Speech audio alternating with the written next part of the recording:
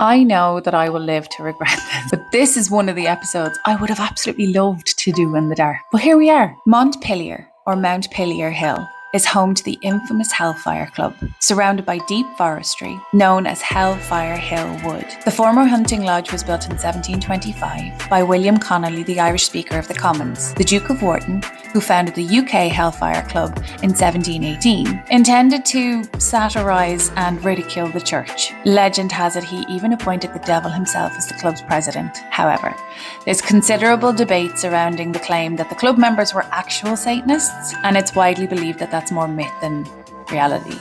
We hope. The once Grand Lodge now appears run down and hides its former beauty, but it had luxurious reception rooms, servants' quarters, bedrooms, horses' stables. It now boasts sinister tales of deals with the devil, human sacrifice, and black magic. However, I believe the home was doomed long before any of those dark deeds transpired. You see, the lodge was built upon sacred Irish land, the site of an ancient Irish passage tomb, a hollowed prehistoric cairn. Silly Billy William Connolly not only constructed upon ancient land, but he also dismantled the historical structure and pillaged its stones to build his lodge.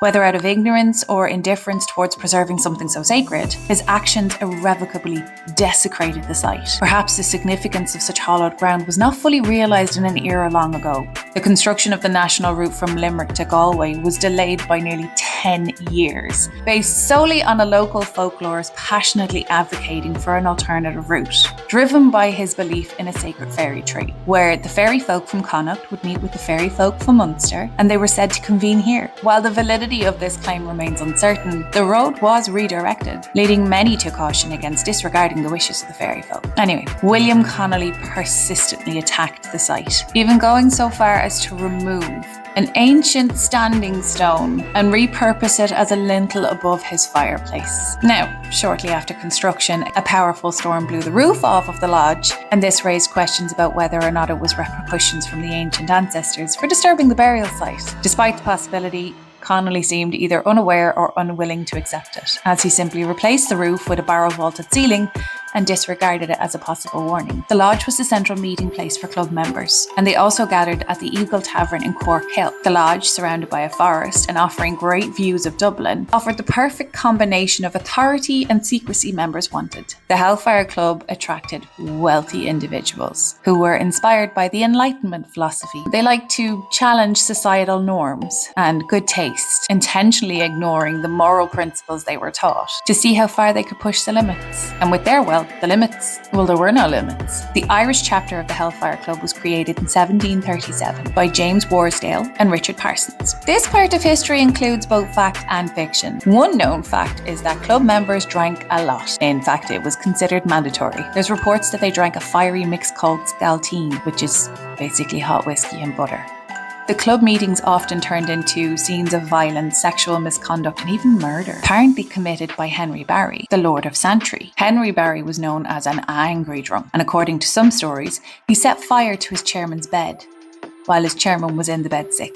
However, he somehow managed to always avoid legal consequences. Richard Parsons, one of the founders, had a reputation as a man who delved into black magic and occult practices. He was also known as a womanizer, a drinker, and a gambler, and enjoyed shocking those around him. There are stories of him greeting his neighbour, the clergyman Dr. Madden, completely naked. Richard was, not Dr. Madden. And when his lifestyle eventually caught up with him, Madden urged Parsons to repent his sins. Parsons reportedly wrote a letter addressed simply to my lord, and on his deathbed, instead of sending it to the clergyman, he forwarded it to the Earl of Kildare as a final prank. He's consistent, I'll give him that. In one of the Hellfire stories, it said that Simon Lutterell, the sheriff of Dublin City and one of the club's most notorious members, promised his soul to the devil in exchange for clearing his debts. The deal was for 7 years, and when it came time to pay, Lutterell managed to distract and avoid the devil, and somehow outlived all the other club members. One of the most infamous Hellfire Club stories, and being from Dublin, I can attest to hearing this long before I heard any of the other stories, was the poker game. One of the players accidentally dropped his card. As he leaned down to pick it up, he was shocked to see that one of his fellow players had cloven hooves instead of feet. Despite trying to compose himself, the man couldn't keep the secret for long, and eventually revealed what he had witnessed. As soon as he did, the player with hooves disappeared in a terrifying ball of fire, and the man who had seen the unearthly sight tragically passed away not long after.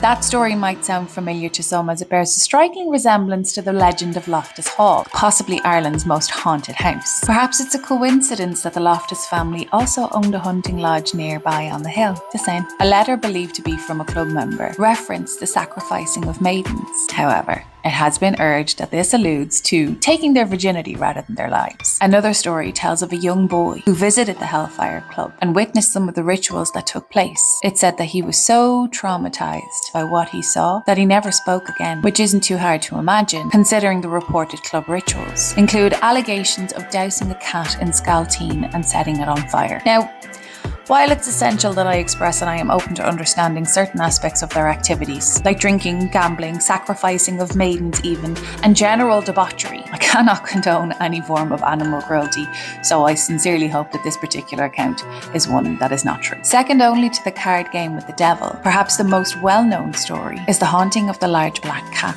According to the legend, a visitor came to the area, went to see the club, and was found dead the following day. His remains were discovered by a priest and the local farmer he had been staying with. When they entered the club, they discovered the hall with the dining table set for a banquet and a massive black cat prowling through the building. The priest performed an exorcism that ripped the cat apart, forcing the demon possessing the creature to break free from the cat and ridding the Hellfire Club of its presence. Upon leaving the lodge, the priest discovered the farmer who was with him lying dead on the ground, his face ripped apart with deep claw marks. So many of the Hellfire's activities have become so rooted in folklore that it is impossible to know what's real and what's been woven into history. Their members' secretive nature led to many rumours, but were any of them true?